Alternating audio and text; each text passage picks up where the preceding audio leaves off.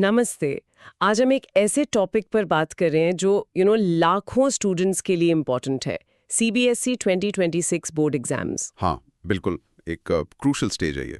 और हमारे पास एक काफ़ी डिटेल्ड गाइड है, सीबीएसई 2026 board exam dates and preparation guide. इसमें क्लास 10 और 12 दोनों के लिए टेंटेटिव डेट्स हैं और काफ़ी कॉम्प्रिहेंसिव प्रेपरेशन स्ट्रेटजीज भी। Let's dive straight into class 12 science. Guide के हिसाब से टेंटेटिव डेट्स कुछ इस तरह हैं। फिजिक्स है Feb 21। Okay. Guide specifically mention करता है कि इसके लिए मैकेनिक्स और ईएम थ्योरी की थरो रिवीजन पर फोकस होना चाहिए। अच्छा, स्पेसिफिक टॉपिक्स मेंशन किए हैं। हाँ, फिर Feb 27 को केमिस्ट्री है। गाइड कहता है ऑर्गेनिक रिएक्शंस और केमिकल इक्वेशंस पर स्पेशल एम्फेसिस देना है। राइट, ऑर्गेनिक केमिस्ट्री इंपॉर्टेंट होती है। फिर मार्च 8 को मैथमेटिक्स, यहाँ गाइड इंटीग्रेशन, प्रोबेबिलिटी और ज्योमेट्री की एक्सटेंसिव प्रैक्टिस को क्रूशल बता रहा है। लेंदी टॉपिक्स हैं ये, प्रैक्टिस तो चाहिए होगी। बिल्कुल। मार्च 11 को इंग्लिश, जिसके लिए लिटरेचर एनालिसिस और राइटिंग स्किल्स पॉलिश करना जरूरी है। और फिर एक लंबा गैप है, मार्च 25 को बायोलॉजी। ये शेड्यूलिंग अपने आप में काफी इंटरेस्टिंग है, जैसा गाइड भी पॉइंट आउट कर रहा है। अगर हम गैप्स को एनालाइज करें तो फिजिक्स और केमिस्ट्री के बीच कितने 5 दिन का गैप है। हाँ, 5 दिन। डिसेंट टाइम है रिवीजन के लिए। केमिस्ट्री के बाद मैथ्स के लिए 8 दिन मिल रहे हैं। ये काफी हेल्पफुल हो सकता है कॉम्प्लेक्स टॉपिक्स की प्रैक्टिस के लिए। राइट, 8 दिन मैथ्स के लिए काफी हैं। मैथ्स के बाद इंग्लिश के लिए 3 दिन शायद लैंग्वेज सब्जेक्ट के लिए सफिशिएंट माना गया है। लेकिन जो चीज सबसे ज्यादा स्टैंड आउट करती है वो बायोलॉजी वाला गैप। एग्जैक्टली जिसे गाइड ने एक्सप्लिसिटली नाम दिया है बायोलॉजी से पहले का गैप पूरे 14 डेज का।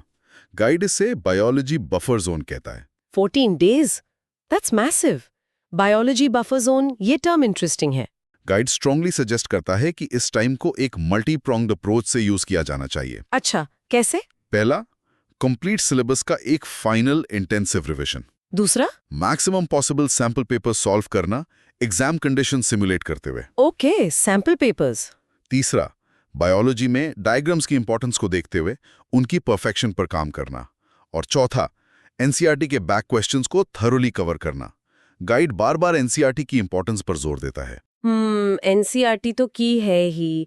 तो ये 14 दिन गाइड के मुताबिक एक structured high intensity preparation phase के लिए है, specially for a subject like biology जो मेमोराइजेशन और डिटेल डायग्राम्स मांगता है। एक बिल्ट इन एडवांटेज की तरह है ये। Got it. तो ये 14 दिन का बफर एक कैलकुलेटेड मूव लग रहा है, according to the guide, designed for comprehensive consolidation. अगर स्टूडेंट्स इसे गाइड के सजेशंस के हिसाब से यूज करें तो ये डेफिनेटली एक एज दे सकता है। बिल्कुल। चलो अब क्लास 12 कॉमर्स स्ट्रीम की तरफ चलते हैं। गाइड में इसके लिए क्या टाइमलाइन और स्ट्रेटेजी दी गई है? कॉमर्स के लिए टाइमलाइन इस तरह से है। Feb 22 को बिजनेस स्टडीज है, बिजनेस एडमिनिस्ट्रेशन है। गाइड कहता है मैनेजमेंट प्रिंसिपल्स और बिजनेस एनवायरनमेंट के कॉन्सेप्ट्स क्लियर होने चाहिए। ओके। मार्च 8 को मैथमेटिक्स या अप्लाइड मैथमेटिक्स। यहाँ गाइड स्पेसिफिक है कि स्टैटिस्टिक्स और लीनियर प्रोग्रामिंग की रिगरस प्रैक्टिस जरूरी है। राइट, अप्लाइड मैथ्स में स्टैट्स काफी होता है। हाँ, मार्च 11 को इंग्लिश कोर या इलेक्टिव फोकस एरियाज हैं literature interpretation, language skills, essay writing और कॉम्प्रिहेंशन। Standard English prep.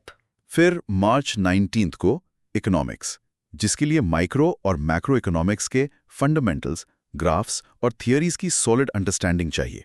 फिर आता है क्रूशल पार्ट। मार्च 26 को अकाउंटेंसी।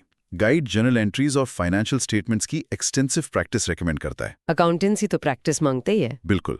और फाइनली मार्च 29 को इन्फॉर्मेटिक्स प्रैक्टिसेस या कंप्यूटर साइंस। इसके लिए कोडिंग प्रैक्टिस और डेटाबेस कॉन्सेप्ट्स पर फोकस करना है। ओके। इस स्केड्यूल में कोई स्पेसिफिक पॉइंट है जो गाइड पर्टिकुलरली हाईलाइट करता है, जैसे साइंस में बायोलॉजी बफर जोन था? हाँ, बिल्कुल। यहाँ पर गाइड एक अलग तरह के जोन को हाईलाइट करता है। वो उसे क्रिटिकल प्लानिंग जोन कहता है। क्रिटिकल प्लानिंग जोन, ये कहाँ है? ये जोन है इकोनॉमिक्स मार्च 19 और अकाउंटेंसी मार्च 26 के एग्जाम्स के बीच का टाइम। देखिए, इन दोनों मेजर कोर सब्जेक्ट्स के बीच सिर्फ 7 दिन का गैप है। सिर्फ 7 दिन इकोनॉमिक्स और अकाउंट्स के बीच? ये तो काफी टाइट है। हाँ, गाइड इस गैप को काफी क्रिटिकली देखता है। If we connect this to the bigger picture, इसका मतलब है कि लास्ट मोमेंट पे इन दोनों सब्जेक्ट्स को मैनेज करना एक्सट्रीमली चैलेंजिंग हो सकता है। दोनों सब्जेक्ट्स अलग स्किल्स मांगते हैं। अब चलते हैं क्लास 10 की तरफ। गाइड इसे फाउंडेशन ईयर कहता है और इसके स्केड्यूल को कॉम्पैक्ट एंड इंटेंस डिस्क्राइब करता है। Let's see the dates and potential crunch points here. Right, class 10 का स्केड्यूल काफी टाइटली पैक्ड लग रहा है गाइड के डिस्क्रिप्शन के हिसाब से। डेट्स हैं फेब 17 को मैथमेटिक्स। गाइड कहता है अलजेब्रा, ज्योमेट्री और ट्रिगोनोमेट्री पर मास्टरी एसेंशियल है। मैथ्स पहले ही है। हाँ, फेब 20 को हिंदी। यहाँ सिर्फ 3 दिन का गैप है लिटरेचर और ग्रामर की फाइनल प्रैक्टिस के लिए। सिर्फ 3 दिन हिंदी के लिए? ओके। डायग्राम्स, केमिकल इक्वेशंस और एक्सपेरिमेंट से रिलेटेड कॉन्सेप्ट्स पर स्पेशल अटेंशन देना होगा। साइंस में तो बहुत कुछ है कवर करने को। बिल्कुल। फिर मार्च 4 को सोशल साइंस, ये भी वास्ट है। हिस्ट्री, ज्योग्राफी, सिविक्स, इकोनॉमिक्स सब इंक्लूडेड है। गाइड मैप्स, इंपॉर्टेंट डेट्स और कंसेप्चुअल क्लैरिटी पर जोर देने को कहता है। सोशल साइंस भी काफी बड़ा है। हाँ, और फाइनली मार्च 6 को इंफॉर्मेशन टेक्नोलॉजी, जिसमें प्रैक्टिकल स्किल्स और थ्योरेटिकल नॉलेज दोनों इंपॉर्टेंट है, स्पेशली कंप्यूटर एप्लीकेशंस और basic coding concepts. Compact and intense तो लग रहा है शेड्यूल। क्या क्लास 10 के लिए भी गाइड कोई स्पेसिफिक अलर्ट या डेंजर जोन हाईलाइट करता है जैसे क्लास 12 में था? यस, क्लास 10 में भी एक क्रिटिकल पॉइंट है जिसे गाइड एक्सप्लिसिटली डेंजर जोन कहता है। डेंजर जोन किसके बीच? ये है साइंस फेब 25 और सोशल साइंस मार्च 4 के एग्जाम्स के बीच का गैप। यहाँ भी just like the commerce scenario सिर्फ 7 दिन का गैप है। फिर से 7 दिन साइंस और सोशल साइंस के बीच। ओके। गाइड इसे डेंजर जोन इसलिए कहता है क्योंकि ये दोनों सब्जेक्ट्स ना सिर्फ कंटेंट हैवी हैं, बल्कि बिल्कुल अलग तरह की स्टडी अप्रोच डिमांड करते हैं। This raises an important question, how to manage this mental switch effectively. Guide directly इस पर इलैबोरेट नहीं करता, बट द अर्जेंसी इंप्लाइज कि स्टूडेंट्स को अपना सोशल साइंस रिवीजन प्लान पहले से रेडी रखना होगा। पहले से प्लान रेडी होना चाहिए। और एक और पॉइंट गाइड मेंशन करता है, सोशल साइंस के ठीक 2 दिन बाद मार्च 6 को आईटी का एग्जाम है। इसके लिए गाइड एडवाइस देता है कि आईटी के प्रैक्टिकल एस्पेक्ट्स की प्रैक्टिस रेगुलर स्टडी स्केड्यूल में ही इनकॉर्पोरेट करनी होगी, थ्योरी के साथ साथ, ताकि एंड मोमेंट पर सिर्फ थ्योरी रिवीजन ना बचे। ओके, तो शेड्यूल्स और उनके strategic points, buffer zones, critical planning zones, danger zones अब काफी क्लियर है thanks to the guide's analysis. ये सिर्फ डेट्स नहीं, उनके इम्प्लीकेशंस भी बता रहा है। हाँ, कॉन्टेक्स्ट दे रहा है। अब गाइड के जनरल प्रिपरेशन एडवाइस पर आते हैं। I believe there is a 5-step success formula mentioned. Here's where it gets really interesting. Let's break that down. Yes, the guide lays out a very practical 5-step success formula. पहला step है create your daily routine. Guide काफी specific है इस पर। अच्छा। Suggestion है कि रोज कम से कम 2 सब्जेक्ट्स कवर करें। मॉर्निंग आवर्स में पोटेंशियली मोर डिमांडिंग सब्जेक्ट्स जैसे मैथ्स या साइंस, और इवनिंग में लैंग्वेजेस या रिवीजन। लेकिन सबसे बड़ा एम्फेसिस है कंसिस्टेंसी पर। कंसिस्टेंसी, गाइड एक कोट यूज करता है, consistency beats intensity every single day. रोज थोड़ा पढ़ना एकदम एंड में बहुत सारा पढ़ने से बेटर है, ये मैसेज है। Consistency is key, noted. What's the second step? Second step, NCERT first always. Guide इस पर बिल्कुल अनएम्बिगुअस है, कहता है कि लगभग 90% सक्सेस एनसीईआरटी बुक्स को थॉरोली मास्टर करने से आती है। 90%? वाओ। हाँ, गाइड ये भी पॉइंट आउट करता है कि हर सीबीएसई क्वेश्चन कहीं ना कहीं एनसीईआरटी से ही डिराइव्ड होता है, चाहे वो डायरेक्ट हो या एप्लीकेशन बेस्ड। इसलिए गाइड की स्ट्रॉन्ग एडवाइस है, पहले एनसीईआरटी टेक्स्ट बुक्स को लाइन बाय लाइन कंप्लीट करें, कॉन्सेप्ट समझें, एग्जाम्पल सॉल्व करें, बैक क्वेश्चंस करें। रेफरेंस बुक्स तभी उठाएं जब एनसीईआरटी पर पूरी कमांड हो। That's a very strong statement about NCERT's importance. Third step क्या है? तीसरा है previous year papers, PYPs। Guide कहता है कि सिर्फ सिलेबस कंप्लीट करना काफी नहीं है। Exam pattern, question types, marking scheme और टाइम मैनेजमेंट को समझने के लिए लास्ट 5 इयर्स के क्वेश्चन पेपर्स सॉल्व करना एसेंशियल है। पिछले 5 साल के पेपर्स।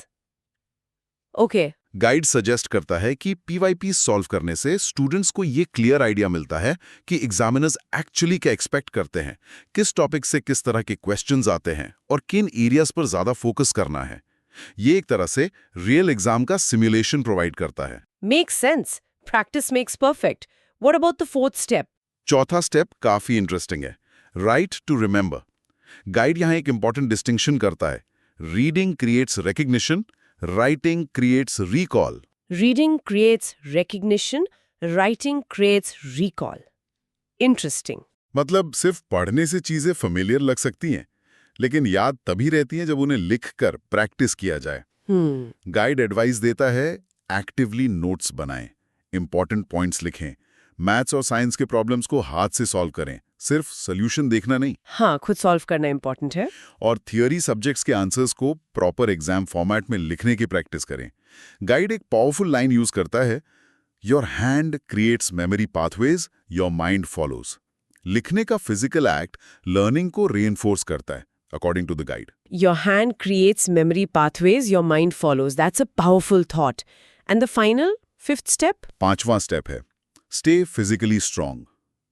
गाइड प्रिपरेशन को एक मैराथन की तरह देखता है, स्प्रिंट की तरह नहीं।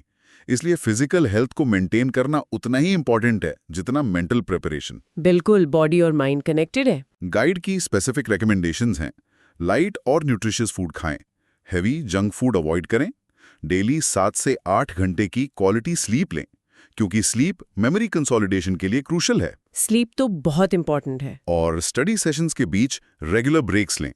गाइड सजेस्ट करता है हर 2 घंटे की स्टडी के बाद 15 मिनट का ब्रेक, जिसमें स्क्रीन से दूर रहना बेटर है। गाइड का कोर मैसेज है, a healthy body supports a sharp and focused mind, जो कि पीक परफॉर्मेंस के लिए जरूरी है ड्यूरिंग एग्जाम्स। ग्रेट। ये 5 steps, daily routine, NCERT first, PYPs, write to remember and stay physically strong, काफी होलिस्टिक अप्रोच लग रहा है। लेकिन इन स्टेप्स को इम्प्लीमेंट कैसे करें over the months leading up to the exams? Does the guide provide a timeline for this? Yes, it does.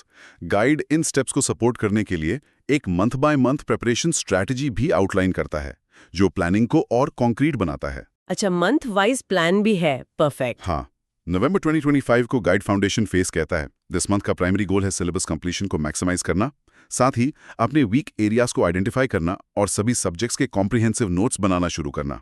Basically building a strong base. November foundation. हाँ, got it. December 2025 is termed the strengthening phase. यहाँ focus shift होता है week topics पर extra effort डालने पर। Guide suggest करता है कि इस मंथ में न्यूमेरिकल प्रॉब्लम्स की प्रैक्टिस बढ़ानी चाहिए, फिजिक्स, मैथ्स, अकाउंट्स के लिए।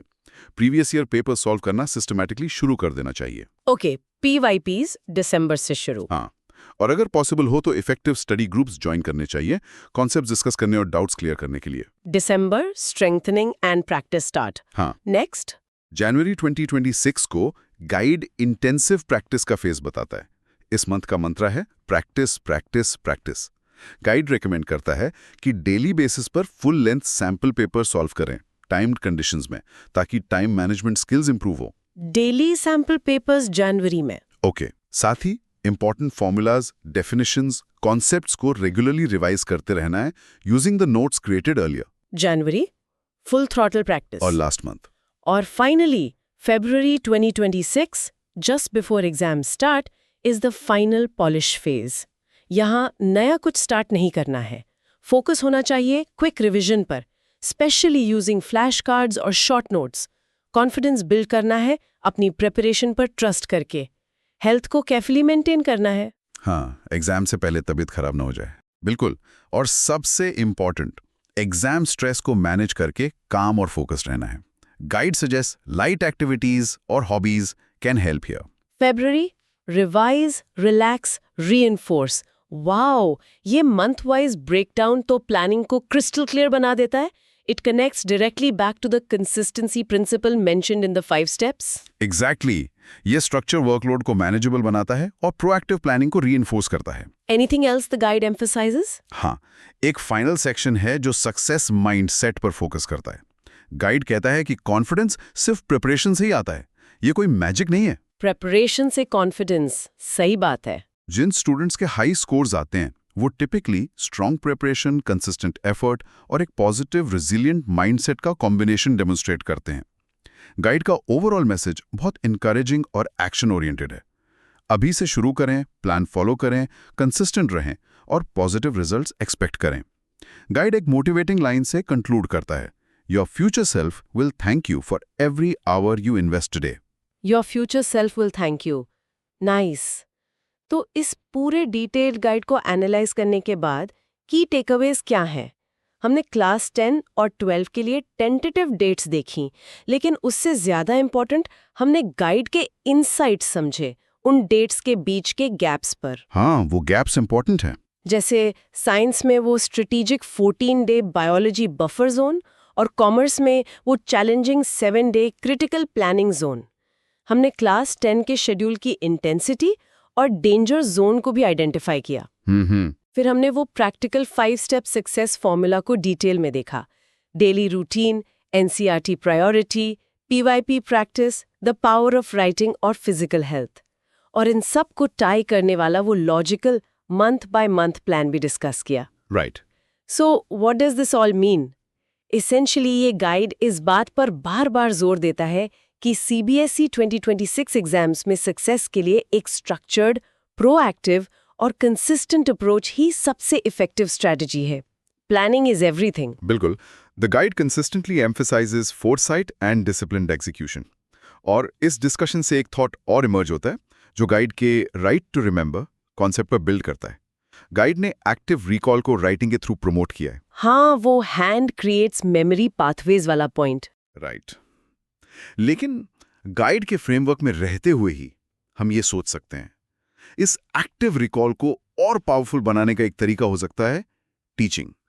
मतलब रिवीजन फेज में क्या किसी कॉन्सेप्ट को किसी दोस्त को, फैमिली मेंबर को या इवन खुद को मिरर में समझाना, उसे वर्बली आर्टिकुलेट करना अंडरस्टैंडिंग को और सॉलिडिफाई कर सकता है। इंटरेस्टिंग। फाइमन टेक्निक जैसा कुछ। Kind of. गाइड ने ये एक्सप्लिसिटली नहीं कहा, but it aligns perfectly with the principle of active learning and recall that the guide values through writing. Could explaining a concept be the ultimate test of understanding? Even more than just writing it down. एक thought है बस, building on the source. That's a fascinating point to ponder. Teaching requires you to structure your thoughts very clearly. Definitely something students can consider incorporating into their revision, building upon the guide's advice. तो इस guide के सारे detailed insights और strategies के साथ, hopefully, 2026 board exams की journey थोड़ी less intimidating और मोर मैनेजेबल लगेगी। होपफुली क्लैरिटी मिलने से एंजाइटी कम होती है। बिल्कुल। जैसा गाइड कहता है, प्लान बनाएं, कंसिस्टेंटली फॉलो करें और खुद पर बिलीव करें। You've got this. All the very best.